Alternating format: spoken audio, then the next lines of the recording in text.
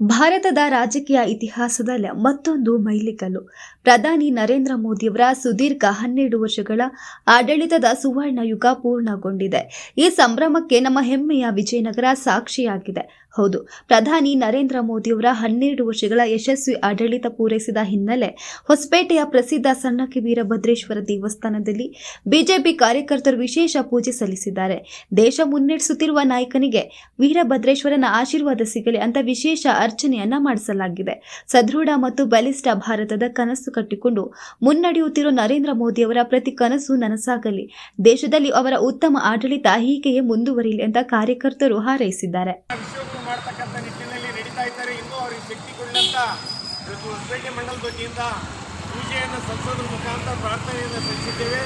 ಅಧ್ಯಕ್ಷತೆಯಲ್ಲಿ ನಾವಿಂದು ದೇವರಿಗೆ ಅಭಿಷೇಕವನ್ನು ಮಾಡಿಸುವ ಮುಖಾಂತರ ನಮ್ಮ ನರೇಂದ್ರ ಮೋದಿ ಅವರಿಗೆ ಎಲ್ಲ ಒಳ್ಳೇದಾಗಲಿ ಅಂತ ಹೇಳಿ ನಾವಿಲ್ಲಿ ಶುಭ ಹಾರೈಸಿದ್ದೀವಿ.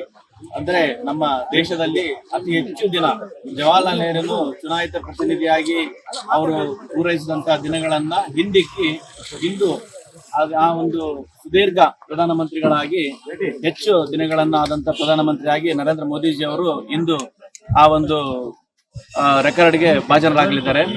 ಅಂದ್ರೆ 1947ರಲ್ಲಿ ಚುನಾಯಿತ ಪ್ರತಿನಿಧಿಯಾಗಿ ಏನು ನೆಹರು ಅವರು ಪ್ರಧಾನಮಂತ್ರಿ ಆಗ್ಲಿಲ್ಲ. ಅಂದು ದೇಶ ಕಂಡಂತೆ ಏನೋ ಒಕ್ಕೂಟಗಳು ಎಲ್ಲ ಹೇಳಿದ ತಾನೇ ಅವರು ಪ್ರಧಾನಮಂತ್ರಿಯಾಗಿ 52ವರೆಗೂ ಆಗಿದ್ರು. ನಂತರ ಚುನಾಯಿತ ಪ್ರತಿನಿಧಿಯಾಗಿ ಅವರು 4300 ದಿನಗಳ ಏನು ಪ್ರಧಾನಮಂತ್ರಿ ಆಗಿದ್ರು. ಇಂದು ಅದನ್ನ ಹಿಂದಿಕ್ಕಿ ನಮ್ಮ ನರೇಂದ್ರ ಮೋದಿಜಿ ಅವರು 4399 ದಿನಗಳಾಗಿ ಪೂರೈಸಿದ್ದಾರೆ.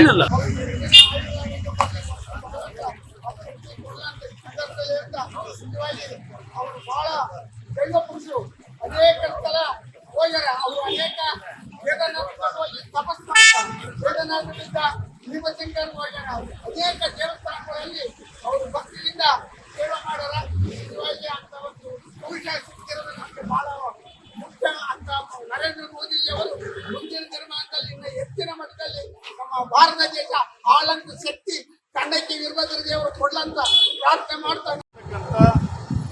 ಈ ರಾಷ್ಟ್ರ ಕಂಡಂತ ಮತ್ತು ಈ ಪ್ರಪಂಚದ ಅತ್ಯಂತ ಬಲಿಷ್ಠವಾಗಿರ್ತಕ್ಕಂಥ ಪ್ರಧಾನಮಂತ್ರಿಗಳಲ್ಲಿ ಒಬ್ಬರಾಗಿರ್ತಕ್ಕಂಥ ಶ್ರೀಮಾನ್ ನರೇಂದ್ರ ಮೋದಿ ಅವರ ಸುದೀರ್ಘ ಅತಿ ಹೆಚ್ಚು